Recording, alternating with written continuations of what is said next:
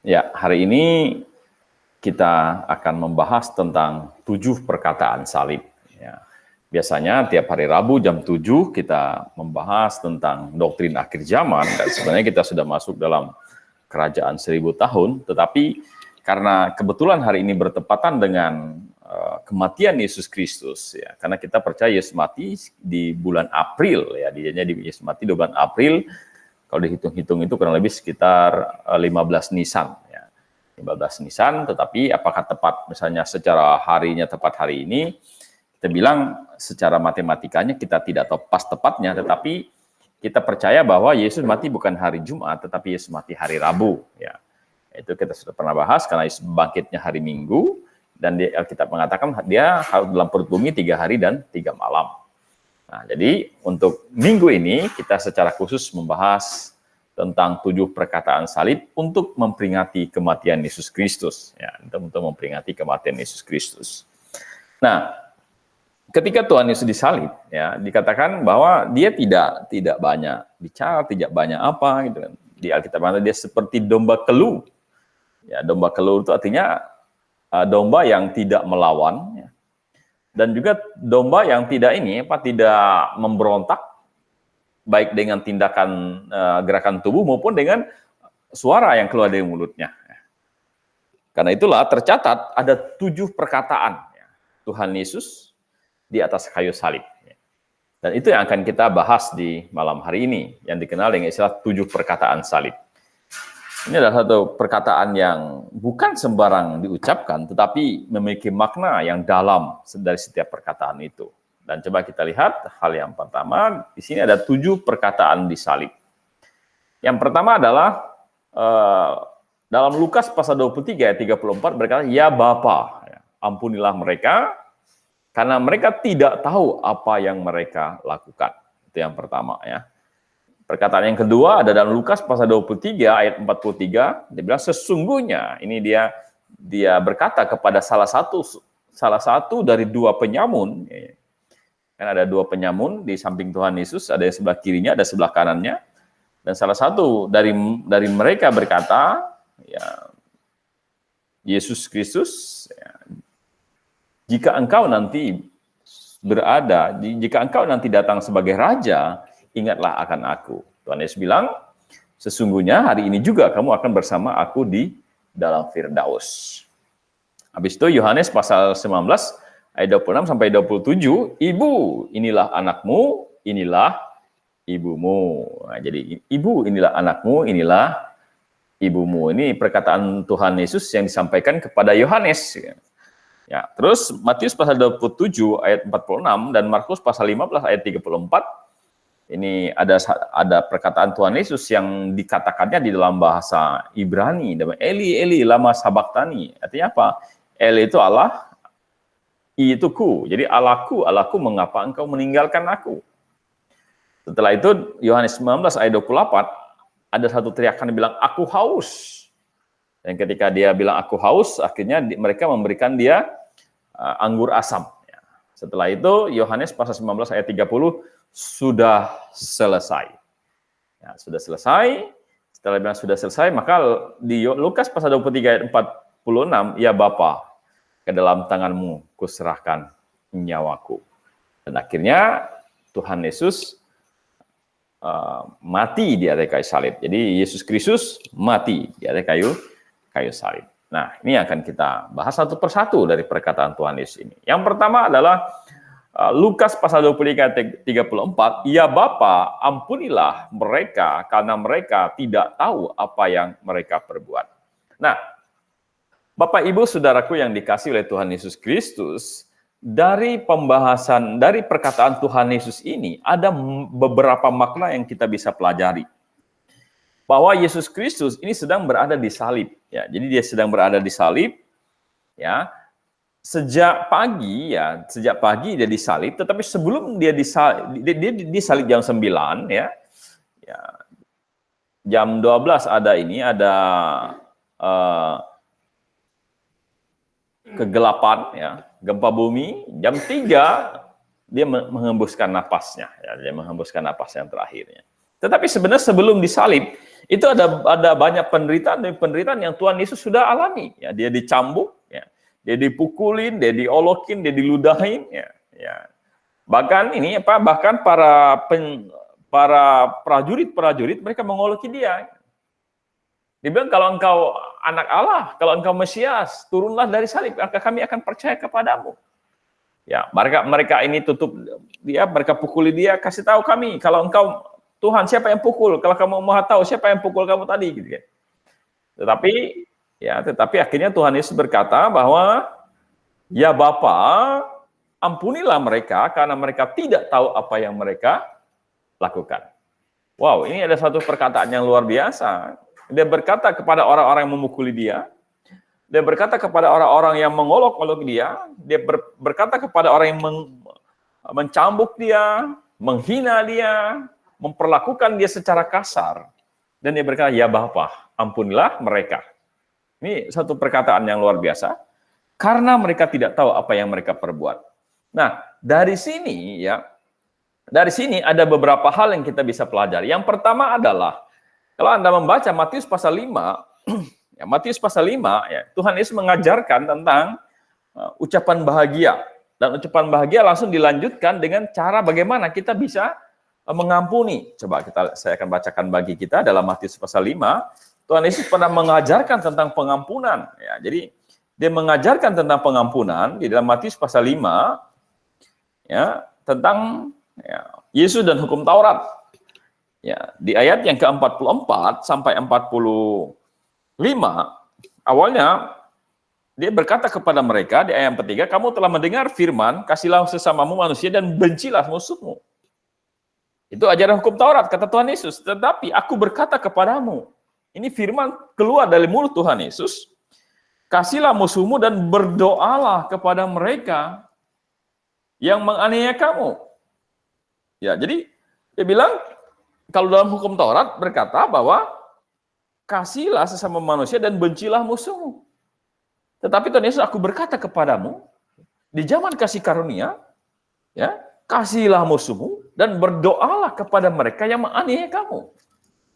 Nah, dan hal ini terjadi, diterapkan oleh Tuhan Yesus Kristus ketika dia bilang, ya Bapa, ampunilah mereka karena mereka tidak tahu apa yang mereka perbuat. Jadi Tuhan Yesus bukan hanya bisa berfirman, menyampaikan apa yang difirmankan, ya, tetapi dia melakukannya itu. Jadi melakukannya, ya, dengan berkata, ya Bapa, ampunilah mereka karena mereka tidak tahu apa yang mereka perbuat. Dia berdoa kepada mereka. Dia berdoa bukan supaya Tuhan menghukum mereka. Dia berdoa kepada Tuhan bukan supaya Tuhan segera murka kepada mereka. Dia berdoa bukan supaya Tuhan tunjukkan kuasanya, kayak kuasanya zaman Elia gitu, turun api dari langit lalu memakan habis mereka. Bukan. Dia berdoa, ya Bapa, ampunilah mereka. Karena mereka tidak tahu apa yang mereka perbuat. Jadi di dalam doa itu ada kasih yang luar biasa. Dia ingin berkata kepada Bapa, sebenarnya saya mengasihi mereka. Tolong ampuni dosa mereka. Bagaimana caranya? Agar mereka di suatu waktu dosa mereka bisa diampuni. Ya. Entah karena mereka melihat peristiwa salib itu, ya, karena ada beberapa nanti mereka ketakutan, ya, ketika gempa bumi, ketika gelap gulita, gitu kan. Entah kalau fenomena itu akhirnya mereka menyadari kesalahan mereka dan mereka bertobat. Tetapi dia berdoa, ya Bapa, ampunilah mereka karena mereka tidak tahu apa yang mereka perbuat. Itu yang pertama. Jadi Tuhan Yesus pernah mengajarkan tentang berdoalah kepada orang-orang yang menaniaya kamu, dan dia lakukan itu. Ini hal yang luar biasa. Jadi ini satu teladan yang luar biasa dari Tuhan Yesus kepada kita, bahwa kita juga bukan hanya membaca firman Tuhan, bukan hanya tahu, tetapi Tuhan rindu kita mengikuti teladan Tuhan Yesus.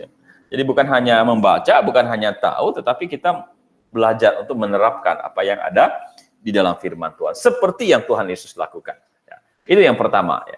Yang kedua, ya Bapa, ampunilah mereka karena mereka tidak tahu apa yang mereka perbuat. Sebenarnya mengajarkan kepada kita bahwa Tuhan Yesus begitu mengenal Bapa dan begitu mengenal rencana Bapa, sehingga dia tahu sebenarnya, ya, tujuan dia datang ke dunia memang adalah untuk mati di atas kayu salib. Gitu.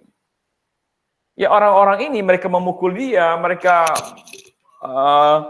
menganiaya dia, mereka menyalibkan dia, itu dia tahu kalau tanpa itu adalah kehendak Bapa itu tidak mungkin bisa terjadi. Ya. Tanpa kehendak Bapa itu tidak mungkin terjadi. Gitu. Tetapi dia mengenal rencana Bapa, dia mengenal kehendak Bapa, sehingga apa? Sehingga dia tahu bahwa mereka tidak tahu apa-apa ini. Apa yang mereka lakukan ini mereka tidak sadar. Apa yang mereka lakukan ini mereka tidak tahu. Tetapi aku tahu kehendak Bapa. Aku tahu apa yang Bapa rencanakan untuk mengutus saya datang ke dunia, yaitu untuk mati di kayu salib.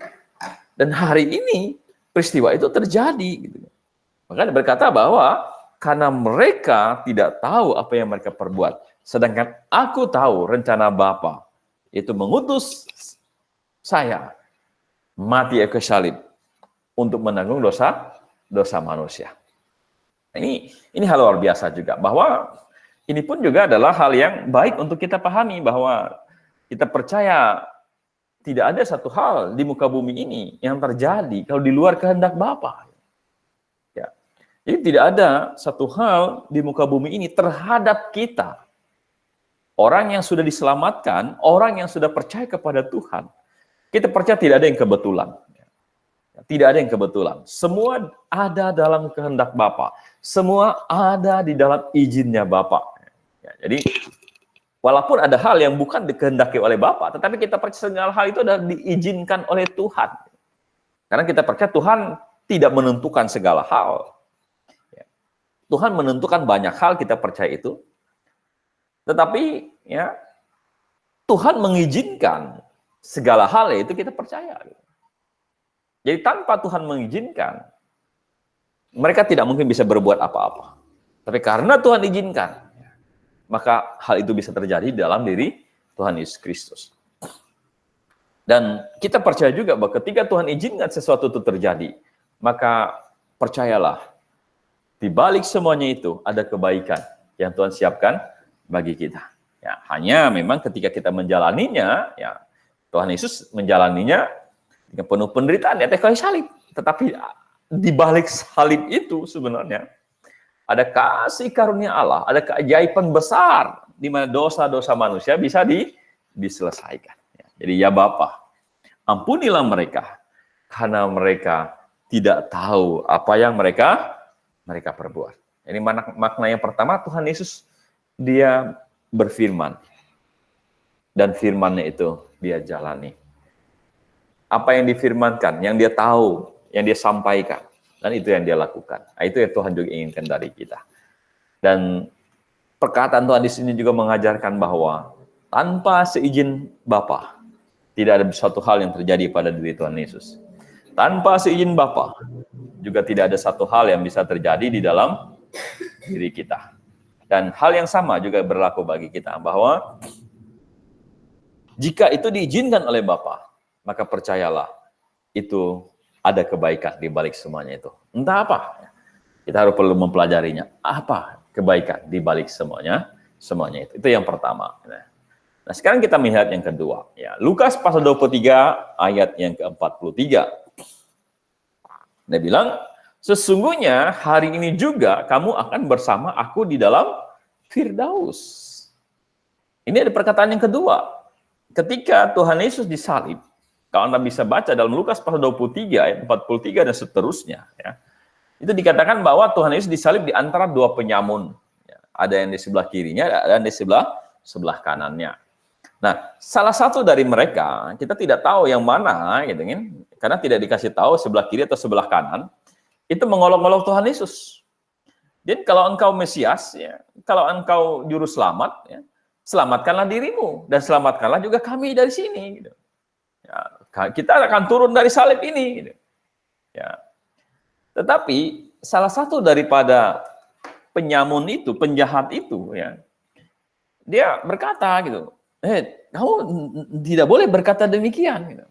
Ya. Kita berdua ini layak disalib karena kita penjahat. Tetapi orang ini disalib, dia tidak ada salahnya apa-apa. Wow. Jadi ketika dia berkata begitu, dia langsung berkata kepada Tuhan Yesus. Nah, coba kita lihat ya di perkataan dia di dalam Lukas pasal yang ke-23, ayat yang ke-43. Dikatakan, ya, lalu ia berkata, Yesus, ingatlah aku apabila engkau datang sebagai raja. Ya. Dari ayat 41 lah saya baca ya. Kita memang layak dihukum sebab kita menerima balasan yang setimpal dengan perbuatan kita. Tetapi orang ini tidak berbuat sesuatu yang salah. Jadi dia disalib bukan karena kesalahannya. Ya. Lalu ia berkata juga, Yesus, ingatlah aku apabila engkau datang sebagai raja. Kata Yesus kepada aku berkata kepadamu sesungguhnya hari ini juga engkau akan bersama-sama dengan aku di dalam Firdaus. Nah, Bapak Ibu Saudaraku yang dikasihi oleh Tuhan Yesus Kristus, ini adalah perkataan kedua Tuhan Yesus. Dan perkataan ini mengajarkan kita ada beberapa hal. Yang pertama bahwa ya, ayat ini atau perkataan Tuhan Yesus ini mengajarkan kepada kita bahwa dia adalah otoritas. Ya, untuk seseorang bisa masuk surga. Ya, jadi dia ada otoritas untuk seseorang bisa masuk surga. Ya, yang pertama. Yang kedua adalah orang ini dikatakan oleh Tuhan Yesus, engkau hari ini juga engkau bersama dengan aku di Firdaus. Nah ini yang pertama kita bahas Firdaus dulu. Ya, Firdaus ini di mana? Ya, Firdaus ini di mana?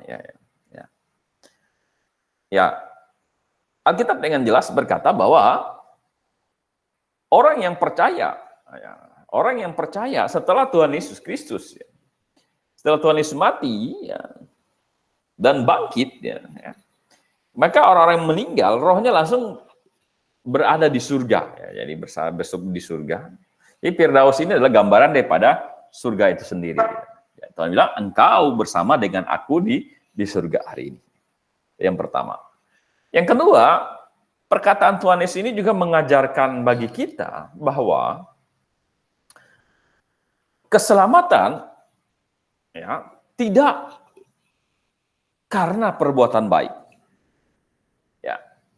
Jadi keselamatan tidak karena perbuatan baik, tetapi keselamatan karena percaya Yesus. Dia percaya kepada Yesus. Ya. Percaya apa? Dia tahu, ya, mungkin dia pernah mendengar bahwa Yesus Kristus ini akan menjadi raja orang Yahudi. Dia mendengar bahwa Yesus Kristus ini juga akan menjadi raja ya, yang akan memerintah dalam kerajaannya, itu dalam kerajaan 1000 tahun. Jadi percaya itu gitu. Padahal dia tahu sebentar lagi Tuhan Yesus ini akan mati bersama-sama dengan mereka, tetapi dia tahu bahwa nanti dia akan datang sebagai raja, memerintah sebagai raja di bumi. Maka dia bilang, jika engkau nanti datang sebagai raja, ingatlah akan aku. Dia percaya kepada Yesus, percaya pada perkataan firman Tuhan. Dan karena percaya itulah akhirnya dia diselamatkan. Tuhan Yesus menggaransi keselamatan dia. Dan juga ayat ini mengajarkan kepada kita bahwa, seperti saya katakan tadi, bahwa perbuatan baik itu tidak menyelamatkan.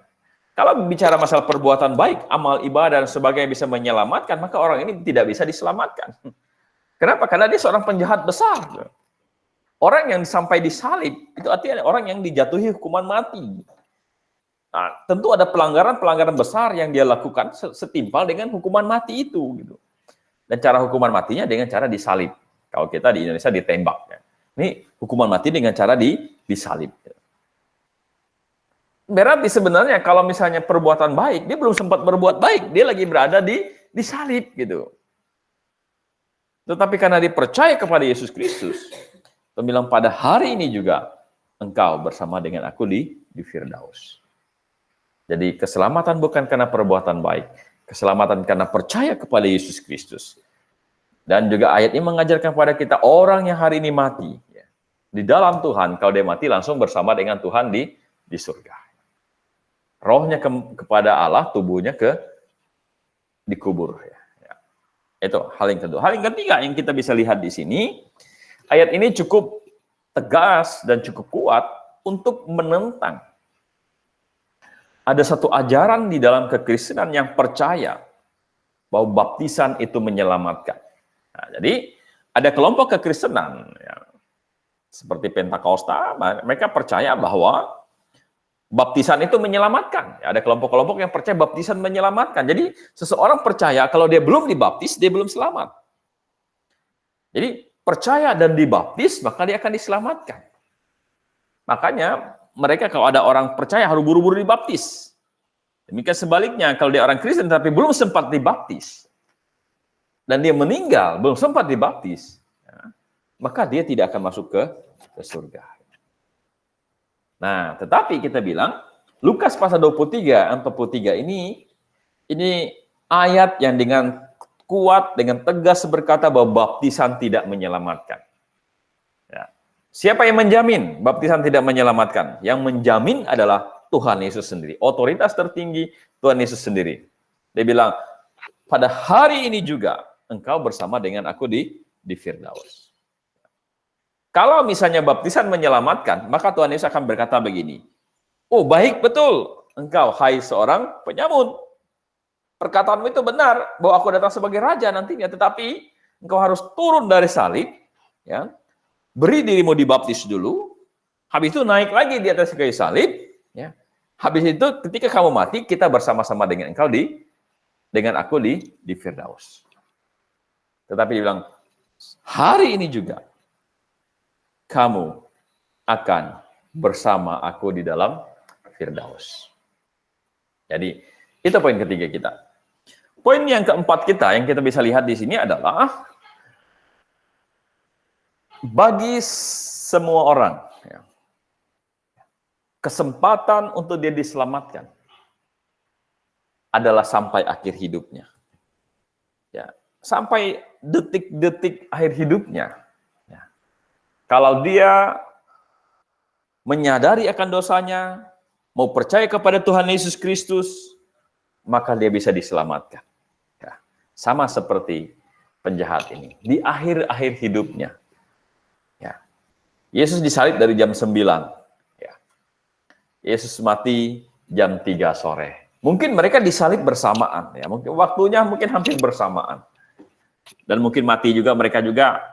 Ya, mereka lebih duluan mati ya, karena Tuhan Yesus mesti harus ditusuk dulu. Yang kedua itu dipatahkan kakinya cepat mati. Jadi mati mereka kurang lebih lah sekitar jam 3. Jadi dari jam 9 mereka disalib, ya, kurang lebih sekitar 6 jam sampai jam 3, dan akhirnya Tuhan Yesus meninggal. Dan mereka lebih duluan dari Tuhan Yesus meninggal. Ya. Nah, jadi Bapak Ibu Saudaraku yang dikasih, jadi kalau kita lihat bahwa kurang lebih sekitar jam 3-an, ya, Tuhan Yesus mati, habis itu ya, orang ini masih hidup, kaki mereka dipatahkan. Kaki Tuhan Yesus tidak dipatahkan. Itu artinya apa? Artinya ya itu jam-jam yang menentukan. Gitu. Dari jam 9, jam 10, jam 11, jam 12, 1, 2, 3. Gitu. Dan kemungkinan ini adalah di menit-menit terakhir daripada hidup dia. Dia menyadari akan kesalahannya, dan menyadari siapa Yesus Kristus, dan akhirnya dia percaya, dan dia diselamatkan. Wow. Ini mengajarkan kepada kita apa? Bahwa siapapun juga dia, mau di akhir-akhir hidupnya, masih punya kesempatan untuk bisa percaya kepada Tuhan Yesus. Ini mengingatkan kita kepada keluarga kita, pada orang tua kita, saudara-saudara kita, kalau mereka belum diselamatkan, kita doakan mereka.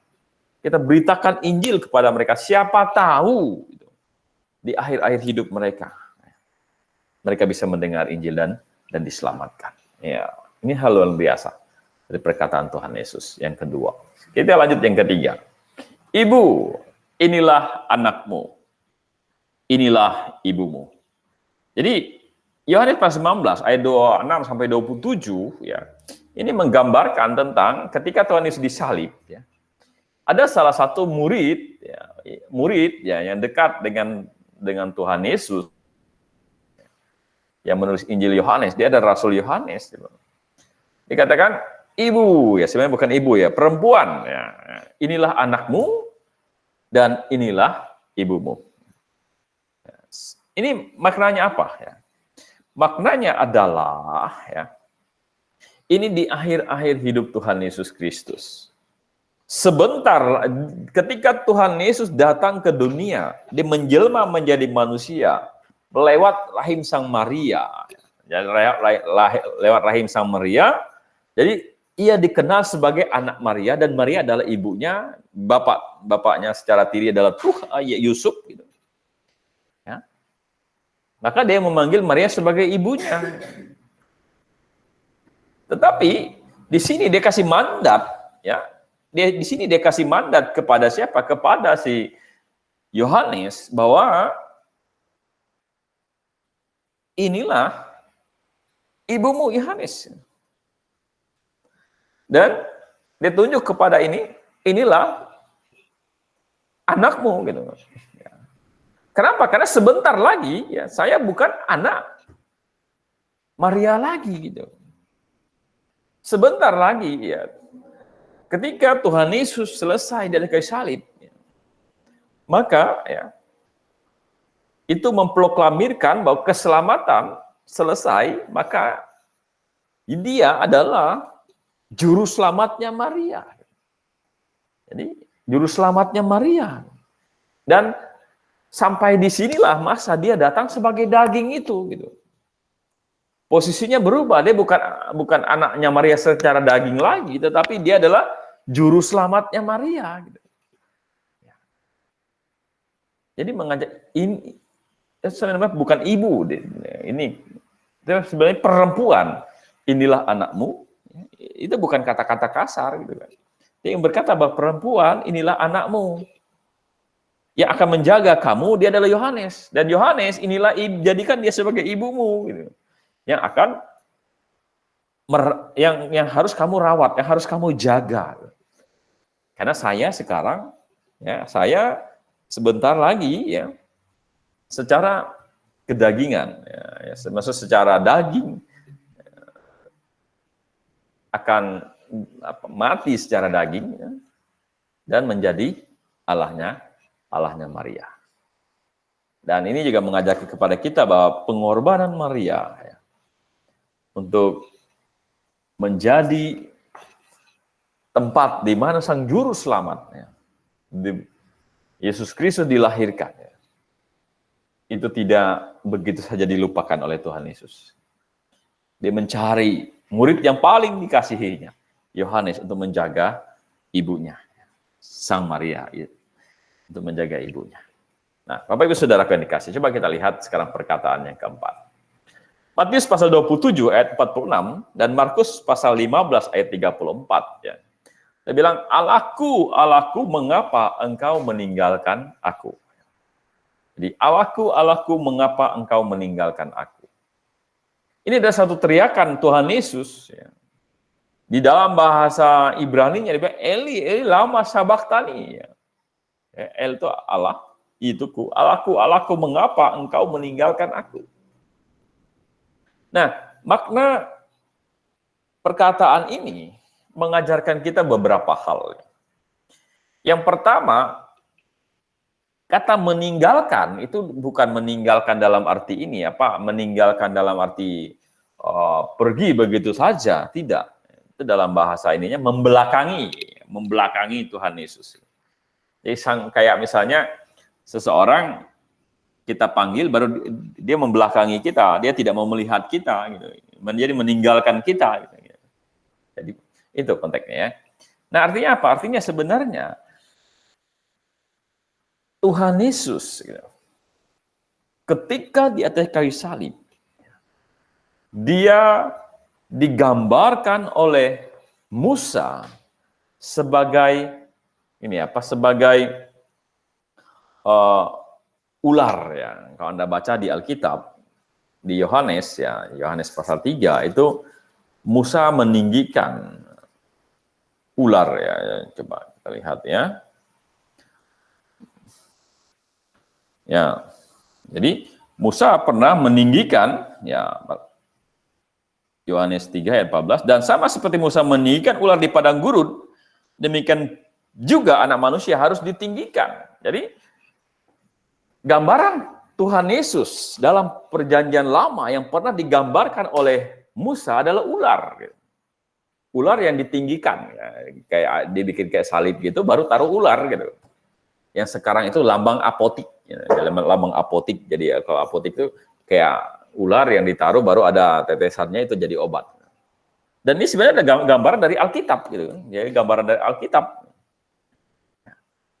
Lalu pertanyaannya kenapa kok Musa menggambarkan tipologi Yesus Kristus sebagai ular? Sehingga orang-orang yang dipatok oleh ular tedung, ya, yang mematikan itu, ketika dia memandang kepada ular yang dibuat oleh Musa, mereka akan hidup. Ya. Tapi ketika mereka tidak memandang, mereka yang kena patok ular berbisa itu, mereka tidak memandang kepada ular tembaga yang dibikin oleh Musa, yang ditaruh di kayu yang berpalang itu, kayak salib gitu, mereka akan mati. Gitu kan. Jadi sebenarnya ini adalah perlambangan Yesus Kristus di zaman Musa. Jadi orang berdosa yang sudah kena dosa, ya, dipatuk oleh dosa, ya, kalau dia mau memandang kepada ular tembaga itu, mereka akan hidup. Lalu pertanyaan, kenapa Yesus digambarkan sebagai ular tembaga? Sebagai ular, bukankah ular itu lambang daripada iblis? Ya, lambang daripada iblis. Gitu. Ya, ular kan lambang daripada iblis. Kan orang bilang ya makan ular kayak makan iblis gitu ya.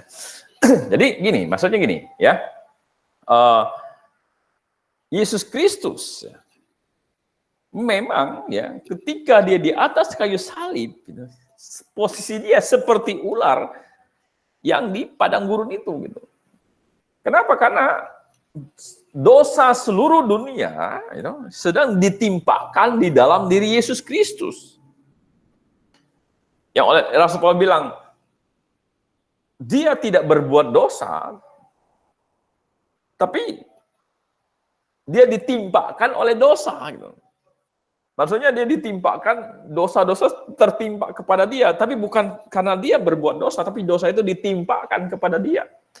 Kenapa? Karena dia sedang menanggung dosa seluruh dunia. Gitu. Jadi kalau dalam bahasa sederhananya, dialah yang paling berdosa pada waktu itu. Karena seluruh dosa seluruh dunia, semua manusia ditimpakan kepada diri Tuhan Yesus Kristus. Sehingga Allah yang Maha Kudus, untuk waktu singkat, dia apa? Dia membelakangi. Membelakangi Tuhan Yesus Kristus. Seolah-olah dia meninggalkan, membelakangi. Wah, tidak melihat, memandang pada sang penuh dengan dosa, bukan pendosa ya, sang penuh dengan dosa. Karena Yesus Kristus sedang berada di atas kayu salib untuk menanggung dosa seluruh dunia. Jadi meninggalkan itu tidak memandang pada Yesus Kristus untuk waktu membelakangi. Ya. Itu yang pertama. Ya, kenapa? Karena memang dosa seluruh dunia sedang ditimpakan. Dan dia ditimpakan dosa sedang berhadapan dengan Allah yang Maha Kudus. Sehingga seolah-olah meninggalkan. Itu yang pertama. Yang kedua, ya, ayat ini juga sering digunakan oleh kelompok-kelompok tertentu, kayak misalnya Muslim berkata, lihat, Yesus bukan Allah. Kenapa? Karena dia memanggil Allah itu sebagai, Bapa itu sebagai Allahku, Allahku. Ya, Allahku, Allahku, mengapa engkau meninggalkan aku? Berarti dia memanggil Bapa itu sebagai Allahku. Berarti kalau Bapa itu adalah Allahku, ya, berarti dia bukan Allah. Masa Allah panggil Allah? Gitu. Ya. Allah panggil Allah, enggak bisa. Kalau manusia panggil bilang Allahku, baru benar. Berarti Yesus bukan Allah, tapi dia adalah manusia, kata mereka. Ya, kita bilang begini, Alkitab adalah satu kesatuan. Ya. Alkitab adalah satu kesatuan yang tidak bisa dipisahkan. Ya. Jadi Alkitab adalah satu kesatuan yang tidak bisa dipisahkan. Di tempat-tempat lain, jelas Yesus Kristus adalah Allah. Dia menyatakan dirinya Allah. Dia melakukan tindakan-tindakan ilahi. Ya. Namanya juga adalah punya nama ilahi, pekerjaan ilahi, dan dia adalah Allah. Nah, jadi itu satu kesatuan. Dan ketika di ayat ini mengatakan Allahku, Allahku, mengapa engkau meninggalkan aku? Bukan berarti dia bukan Allah. Ya. Tetapi sebenarnya ini ayat sedang mengajarkan bahwa posisi Tuhan Yesus di atas kayu salib adalah yang ditekankan di situ ada posisi dia sebagai manusia. Makanya di Alkitab bilang dia mati sebagai manusia. Jadi kemanusiaan Yesus Kristus yang mati. Allah tidak mati gitu kan. Ya, Allah tidak mati, kemanusiaan Yesus Kristus yang mati di atas kayu salib gitu kan. Ya kalau Allah mati ya kacau gitu kan. Dia bukan Allah gitu kan. Kalau bisa disalib sehingga mati salib bukan. Nah, jadi yang ditekankan di sini adalah kealahanku, kemanusiaan Yesus Kristus gitu.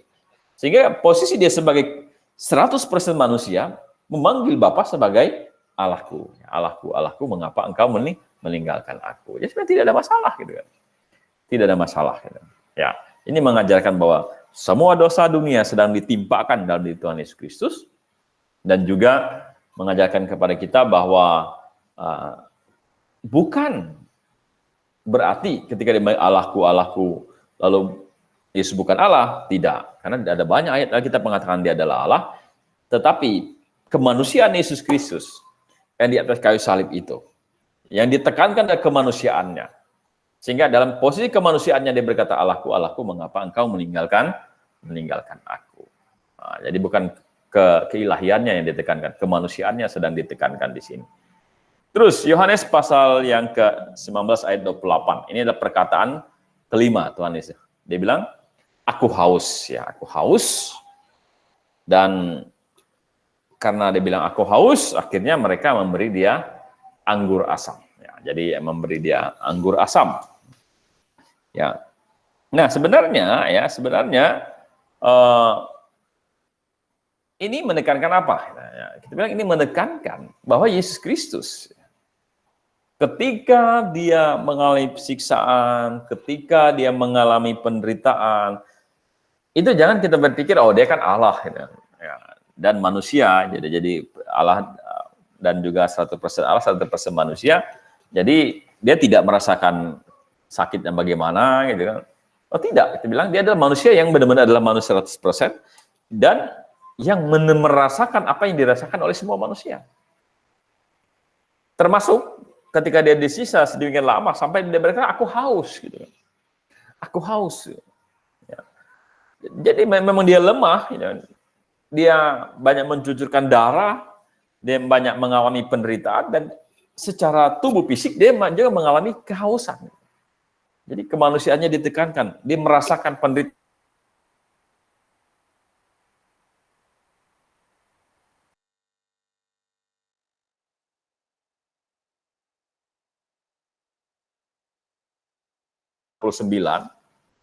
Rupanya dinubuatkan bahwa Tuhan Yesus akan berkata, aku haus, dan itu tergenapi gitu kan. Ya. Mazmur pasal 69, ya. Saya akan bacakan bagi kita ya. Ya, Mazmur pasal 69 ayat yang ke-22. Ya. Bahkan mereka memberi aku makan racun, dan pada waktu aku haus, mereka memberi aku minum anggur asam. Ya, jadi digenapi ya. Mereka memberi dia anggur asam. Sekarang kita lihat selanjutnya. Ya. Yuk, perkataan yang ke-6. Yohanes pasal 19 ayat yang ke-30. Ya, dengan suara nyaring dia berkata, sudah selesai. Gitu. Jadi dia bilang, sudah selesai. Gitu. Nah, sebenarnya perkataan sudah selesai ini ada banyak makna yang kita bisa lihat. Yang pertama, itu mengajarkan bahwa apanya yang sudah selesai? Yang sudah selesai yang pertama adalah jalan keselamatan. Orang-orang perjanjian lama, mereka diselamatkan oleh percaya Yesus yang akan mati bagi mereka. Dan saat inilah dia berkata, sudah selesai. Dan orang-orang yang sesudah Yesus diselamatkan percaya kepada Yesus yang sudah mati bagi mereka. Dan puncak daripada salib itu adalah keselamatan manusia. Dan itu sudah dijalani oleh Tuhan Yesus Kristus. Artinya sudah selesai. Ya. Jalan ke surga. Jadi karena sudah selesai, ya, maka tidak ada satu apapun ya, usaha manusia. Entah itu perbuatan, entah itu amal, entah itu kebaikan, apapun juga untuk keselamatan. Dan tidak ada satupun yang perlu ditambahkan untuk keselamatan. Keselamatan sudah selesai dengan cara apa?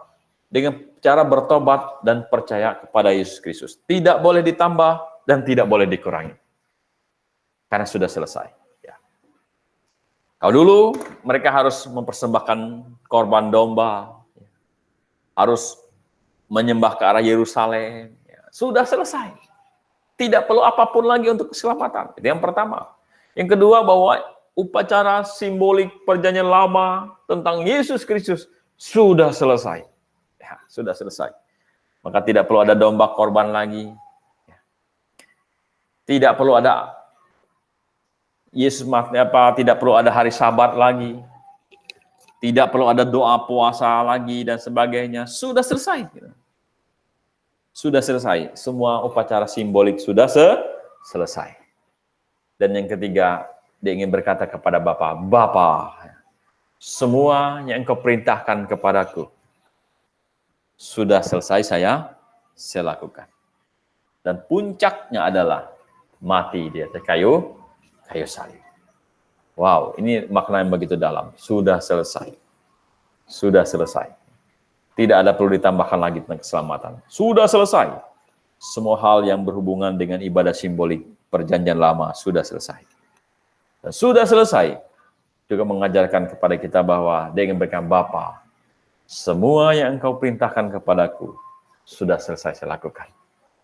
Puncaknya adalah mati ya kayu salib. Itu maknanya ya. Nah, coba kita lihat perkataan yang ketujuh. Dia bilang, ya Bapa, ke dalam tanganmu kuserahkan nyawaku. Ketika sudah selesai. Dia bilang, Bapa, kuserahkan nyawaku ke dalam tanganmu. Ya. Ini juga mengajarkan minimal ada dua hal. Yang pertama adalah, inilah doa kita. Sebenarnya Tuhan, beri saya kesehatan. Tuhan, beri saya umur. Tuhan, beri saya berkat. Untuk saya menjalankan tugas saya di muka bumi ini. Dan kalau sudah selesai, maka panggillah saya. Itu yang pertama. Dan ini yang terjadi dengan Paulus. Kalau Anda baca, Paulus ditangkap, dilempari batu. Paulus ditangkap, dianiaya, hampir mati. Tetapi Tuhan tahu tugasnya belum selesai. Maka Tuhan bilang, stop. Tuhan bilang, enggak bisa. Paulus akan tetap hidup. Mau dilempari batu, mau karam kapal, mau dipatuk ular, pernah dipatuk ular, dia tetap hidup. Tetapi ketika dia sudah sampai di Roma, tugas dia memberitakan Injil sudah selesai. Tuhan bilang, oke, sudah selesai. Maka sekarang boleh pulang. Dan akhirnya dia dipenggal oleh Kaisar Nero. Ya. Jadi, ini mengajarkan kepada kita yang pertama saya katakan tadi bahwa kalau kita boleh berkata, Tuhan, berikan saya umur, tambahkan umur saya, untuk saya bisa ambil bagian di dalam pekerjaan. Tambahkan berkat, tambahkan umur, tambahkan kesehatan Tuhan, agar saya bisa menyelesaikan pekerjaan yang Engkau berikan kepadaku. Dan kalau sudah selesai, biarlah Engkau mengambilnya. Itu yang pertama. Yang kedua, ayat ini juga ingin mengajarkan kepada kita bahwa hidup mati seseorang itu ada dalam tangan Tuhan. Tuhan Yesus tahu, mau mereka pukuli dia, mau mereka tusuk lambungnya kalau Bapa belum mengizinkan nyawanya hilang, dan tidak bisa hilang. Karena hidup mati memang ada di dalam tangan Tuhan. Jadi nyawa Yesus Kristus diserahkan kepada Bapa dan akhirnya dia selesai. Jadi itu poin yang ketujuh, perkataan Tuhan Yesus ketujuh, mengajarkan kepada kita bahwa biarlah kita berkat, Tuhan, tolong tambahkan saya kesehatan. Tuhan, tolong tambahkan berkat bagi saya. Tuhan, tolong tambahkan umur bagi saya. Untuk apa? Untuk mengerjakan pekerjaan-Mu. Dan kalau memang sudah tidak efektif lagi, lebih baik Tuhan panggil. Ada satu perkataan Pak Soento yang pernah saya dengar. Dia bilang apa? Saya tidak minta umur saya berapa, itu misalnya 70 tahun, 80 tahun, 90 tahun. Tetapi yang saya minta adalah panggil saya ketika saya tidak efektif lagi, kata Pak Soeharto. Panggil saya ketika saya tidak efektif lagi. Dia bilang, buat apa saya tetap hidup? Misalnya terbaring, kena stroke, gitu kan. Nggak bisa berbuat apa-apa, mesti orang lain mandiin, mesti apa lagi. Mending begitu lebih baik panggil saya, katanya. Ya. Tetapi, kalau saya masih efektif untuk pekerjaan Tuhan, tambahkan kesehatan bagi saya. Tambahkan umur bagi saya. Nah, itu juga bagus. Itu perkataan yang bagus. Tuhan Yesus ketika dia sudah selesai, dia tahu sudah selesai, baru dia serahkan nyawanya kepada Tuhan. Jadi kita juga berdoa, Tuhan, ya, tambahkan umur bagi saya untuk saya melakukan pekerjaan. Tambahkan berkat, tambahkan kesehatan, tambahkan umur Tuhan. Untuk apa? Untuk saya ambil bagian dalam pekerjaan-Mu Tuhan. Dan kalau saya sudah tidak efektif lagi, lebih baik Tuhan panggil saya. Jadi Anda tahu, ya, supaya Tuhan tidak panggil bagaimana? Ya kita harus efektif untuk Tuhan. Dan yang kedua adalah nyawa kita, hidup kita ada di tangan Tuhan. Ya. Makanya ketika Tuhan bilang jangan khawatir dan jangan takut. Jangan takut kepada orang, katanya, yang hanya bisa menyentuh nyawamu. Ya, tapi takutlah kepada Dia yang bisa saja mengambil nyawa dan memasukkan orang ke neraka. Nah, artinya apa? Hidup mati manusia itu ada tangan Tuhan. Banyak hal yang kendalinya itu ada di tangan Tuhan. Dan ketika sudah selesai, Tuhan Yesus menyerahkan nyawanya kepada Bapa. Nah, ini pelajaran yang luar biasa. Itu adalah perkataan salib yang kita bisa renungkan di malam hari ini. Dan sebenarnya banyak hal yang kita bisa pelajari lebih dalam dari 7 perkataan salib ini, tetapi mungkin nanti kita akan bahas di dalam pertemuan jemaat. Ya, saya ada rencana untuk mengkhotbahkannya di dalam pertemuan jemaat. Tentang apa poin demi poin daripada perkataan salib ini. Baik, demikian pembahasan firman Tuhan kita di malam hari ini. Tuhan Yesus memberkati dan Maranatha.